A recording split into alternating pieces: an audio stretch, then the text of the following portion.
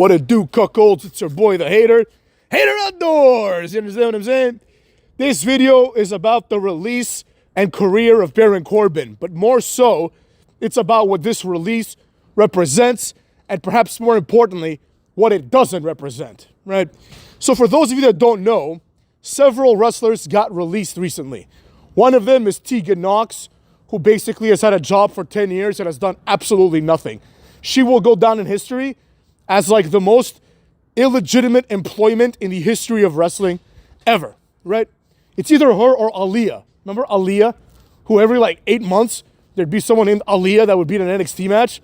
And it's like this happened for like 10 years and nobody cared. Yeah, it's like that. Tegan Knox is on that level, you know? Now, with all that being said, well, the name that, caught people off guard, I guess, is Baron Corbin. I don't know why. I've been saying for months now this guy's on the way to being released.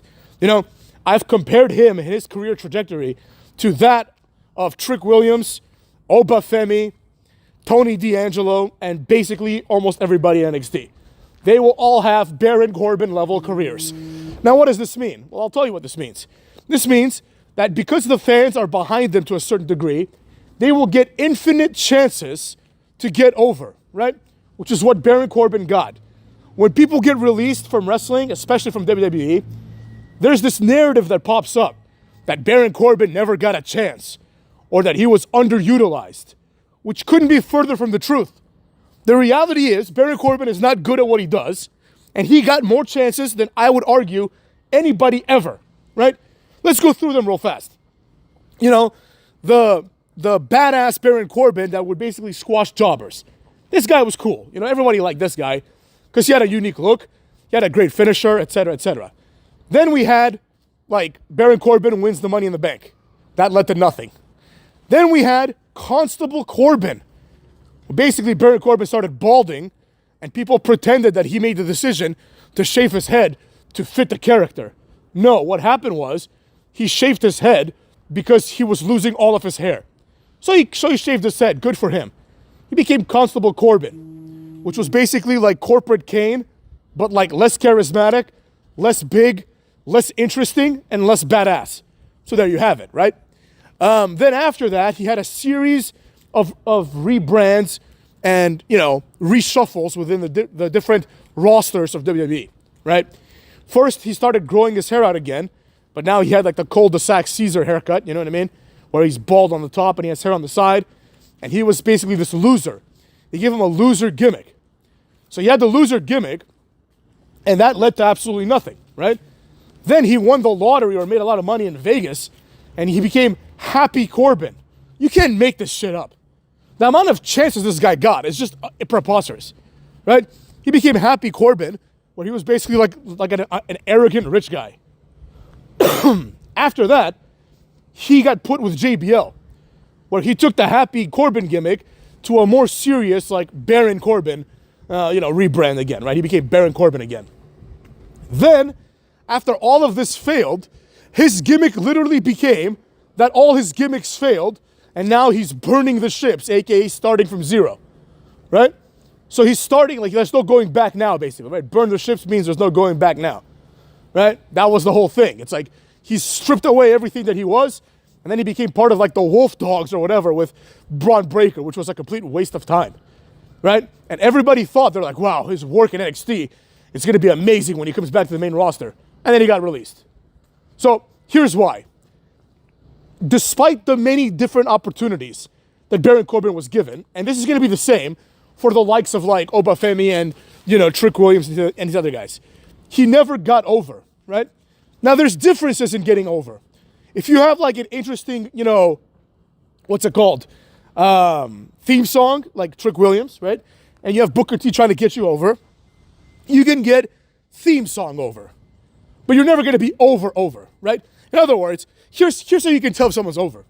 If they go to Saudi Arabia, does anyone give a flying fuck? The answer is no. We saw this, for example, with Bronson Reed. Nobody gave a shit. We saw this with all the women in all the women matches that were involved. Nobody cared at all. The Saudis don't care at all about Bianca Belair. They don't care at all about Jade Cargill. They're just okay, it's time for us to go take a nice Saudi shit in the bathroom. So maybe by the time that we come back after our shit, this match is over. Nobody cares at all, right? They're not really over. Like Bianca Belair is not really over, right? She's not over like The Rock was over, or Stone Cold was over, or even Cena was over, or even Orton was over, right? Having people chant your theme song or your catchphrase is not being over. That's not enough.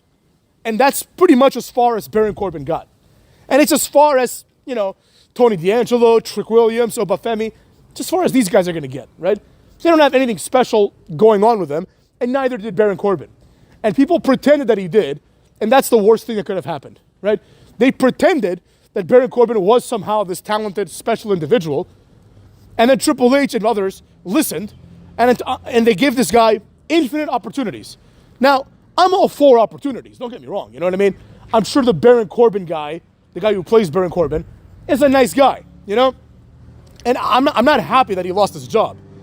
But as I've said in recent weeks, why not give one of these opportunities to somebody else, right? Give someone else one chance.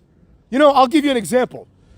I would typically use Cedric Alexander, but I'm going to switch it up a little bit on your asses. Ashanti the Adonis. This guy, we don't know anything about him. Like, I've never heard this guy cut a promo. I've never heard this guy do anything. You know what I mean? Maybe he's a very talented guy. Maybe he's the next Rock. I highly doubt it, but let's say he is. He needs one opportunity to show us something. You know what I mean? And that's all I'm asking, is maybe instead of giving Baron Corbin 12 opportunities and Tony D'Angelo 12 opportunities and Oba Femi 12 opportunities to prove everyone wrong once again, give somebody else one opportunity. Maybe Axiom has something there. Who the hell knows? But that's the problem. The problem is that people kind of get a little too caught up on the narrative, and they start pretending that people like Baron Corbin are like exceptional wrestlers. People are actually upset that Baron Corbin got released. It's like, dude, he's been there for like 15 years. He's done absolutely nothing. How many more chances do you want them to give him? He's had things handed to him. He was given the Money in the Bank, never got over. Like Jinder Mahal got more over than him while he had the Money in the Bank. They let him beat Kurt Angle clean. And he didn't get over with that. Which brings me to the next point that I wanted to make with respect to this situation. We now know, and we can see, that letting jobbers beat main eventers does not create main eventers. It creates nothing. So, a lot of people are now saying that Goldberg's retirement match will be against Gunther. It would be equally bad to let Gunther beat Goldberg. Goldberg should squash Gunther. Because at the end of the day, Gunther is essentially another Baron Corbin. He's essentially a white Oba Femi. It's the same thing. People are pretending that these guys are great, but they're not. And that's what's happening here. And they're going to have Gunther, let's say, beat Goldberg, and it's going to be this feather in his cap. And then in 3 years, people are going to be surprised when Gunther's out there getting his ass beat, if he's even in the company anymore. He'll probably be in AEW in like 3 years. You know what I mean? This guy's never going to be this massive star. Goldberg was a massive star. Angle was a quasi-massive star. Baron Corbin is never going to be a massive star. He doesn't have what it takes. And this is what I'm trying to get at, right? A lot of people think that I hate Trick Williams, that I hate Tony D'Angelo, that I hate Oba Femi. I don't hate any of these guys. I don't hate Baron Corbin either. But the reality is what the reality is. I'm not going to look at some mediocrity like Baron Corbin and pretend that he was this great wrestler. He doesn't have the star power. Just like Oba Femi doesn't have the star power. And just like Karrion Kross didn't have the star power. You can look at this guy and think to yourself, this guy's never going to make it. That's why the hater was correct about Karrion Kross. One of the examples that I drew, one of the comparisons I made, was what's the difference between Karrion Kross and Baron Corbin? There is no difference. It's the same exact character. It's the same character. The only difference is that Karrion Kross has yet to be given the number of opportunities that Baron Corbin was given. We haven't seen Happy Cross yet. We haven't seen Karrion Kross with JBL. We've seen Karrion Kross do nothing. So, at a certain point, I'm going to start advocating for Karrion Kross.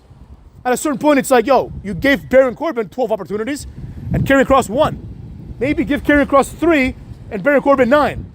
You know what I mean? And don't just give every opportunity to one guy. And then be surprised when none of those opportunities work because the guy wasn't good enough.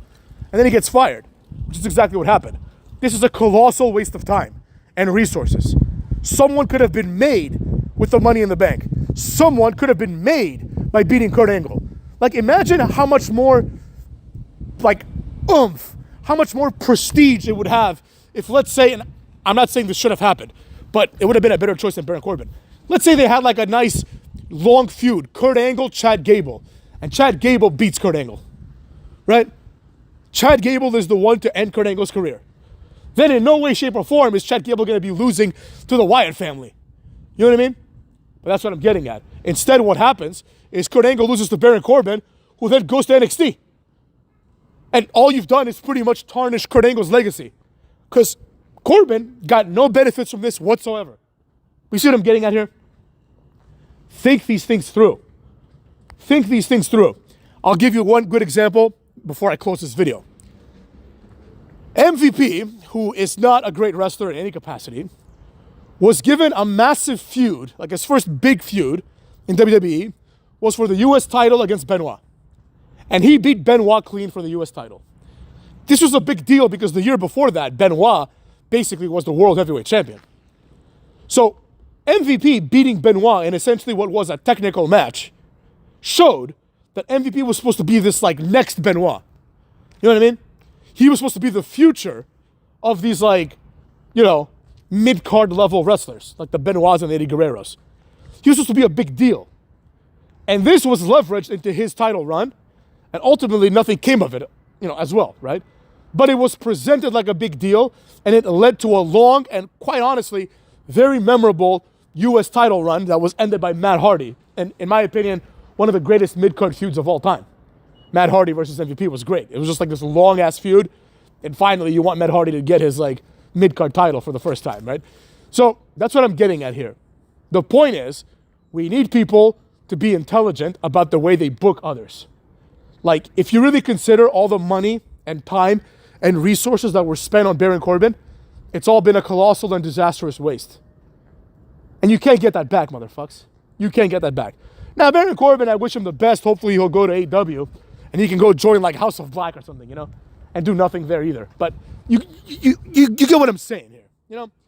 Things have to make sense, and this is an example of them not making sense. Cucks.